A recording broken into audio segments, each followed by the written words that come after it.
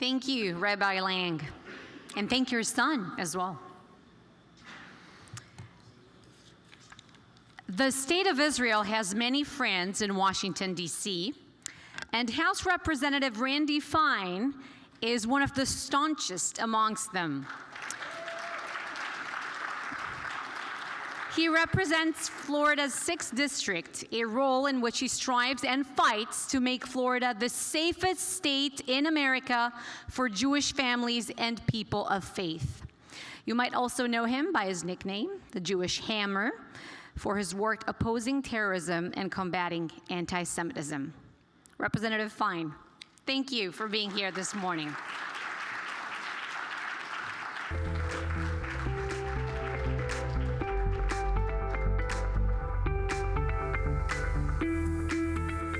Well, good morning. It's an honor to be here on a day when I don't have to be in Washington. I'll be heading from here back. But let me say, I appreciate all of you making the time here on a Monday morning to talk about this subject of Jerusalem and Israel. Let me tell you a little bit about myself and then why this matters. I am one of the newest congressmen. I've only been in Washington for 8 months. I was elected on April 1st of this year. It was not an April Fool's joke. I got sworn in on April the 2nd, and I am the newest Jewish congressman in the United States Congress. I'm the first Jewish Republican ever elected to Congress from Florida.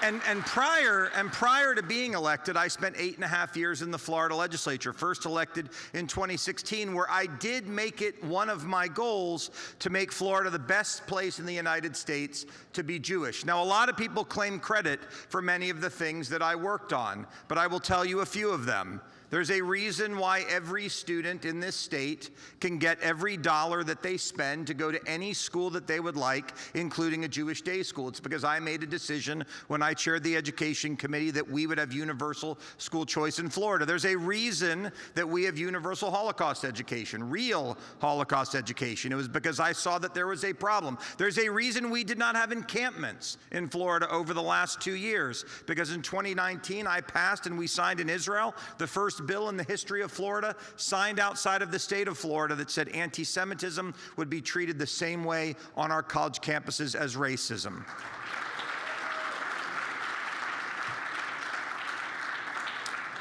And there's a reason why we don't have protesters like you see in New York and other places block our streets. Because when I was in the legislature, I passed the Thump Thump Act to say that if you block the streets in Florida for a political protest and you feel afraid, you can run them over. And as a result, they don't try that here.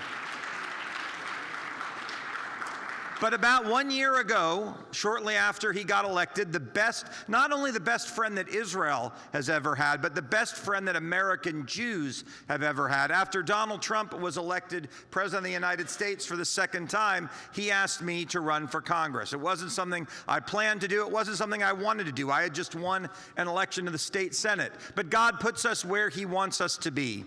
And for me, it was going and taking on that challenge of the fastest election in the history of Florida. From the day President Trump asked me to run until the day that I was elected was 20 weeks. And when I got to Congress, I said again, God has put me where he wants us to be. I have to fight the same fight in Washington that I fought back in Florida. A month after I got elected, my son said to me, I was on the education committee, and we were going to have a hearing on anti-Semitism, and my son said to me, Dad, I think you should wear a kippah today. You'll notice I'm wearing one now. And I said, we don't wear them except when we go to services.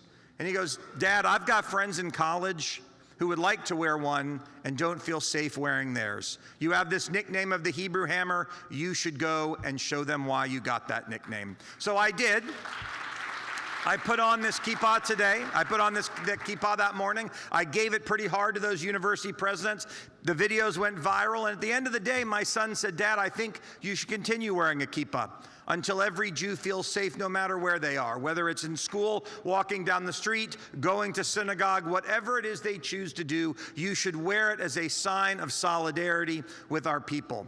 So I learned 3 days later when I was chairing the House of Representatives as the Speaker pro tem, a Jewish family came into the gallery and made a big deal about the fact that I was wearing a kippah. And I turned to staff and I said, has anybody ever worn one of these up here? And they said, no. Not only has no one ever worn one of these by being Speaker pro tem. You're the first congressman in the 249-year history of the United States to wear a yarmulke. So I have that distinction as well. And I wear it not for religious reasons. I wear it to send a message to those who would seek to do what so many have tried to do to us over the last 3,000 years, that we are not going away. We will not be afraid of who we are. We will not apologize for who we are, that we are those who bring light to the darkness, and we will not be afraid to lean in to that fight.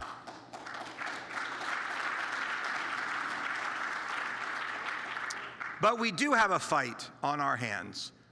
One would have thought that October 7th would have been a call to end anti-Semitism around the world. The worst day for the Jewish people since the Holocaust.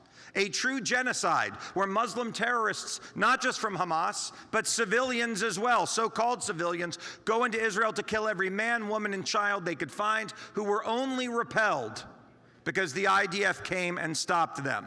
One would have thought that would have extinguished anti-Semitism, that there would have been an outpouring of grief and sadness and sympathy that would perhaps have put this oldest form of hate to rest. But no, October 7th ignited anti-Semitism. It brought back the blood libels that we have heard over and over again. It has made people empowered, not only on the left, but now on the right as well. And so as long as I am in Congress, I can promise you this: I will not back down from those not only on the other side, but on my side as well. It is no coincidence. It is no coincidence. Thank you.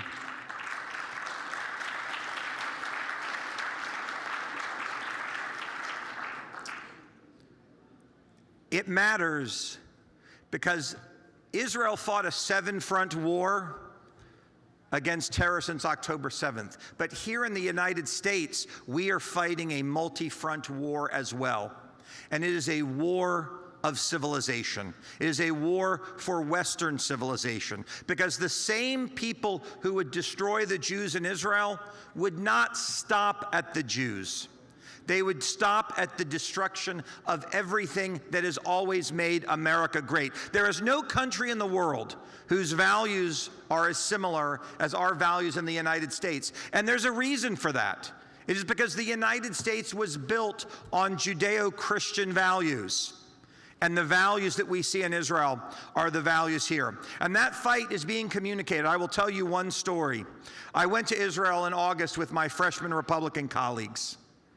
And we toured. I was one of 2 Jews. It was mostly a Christian audience. And so we went to many sites important to the Christian faith. I'd never been to any of them. Interesting to see. But on Shabbat, they went to Bethlehem.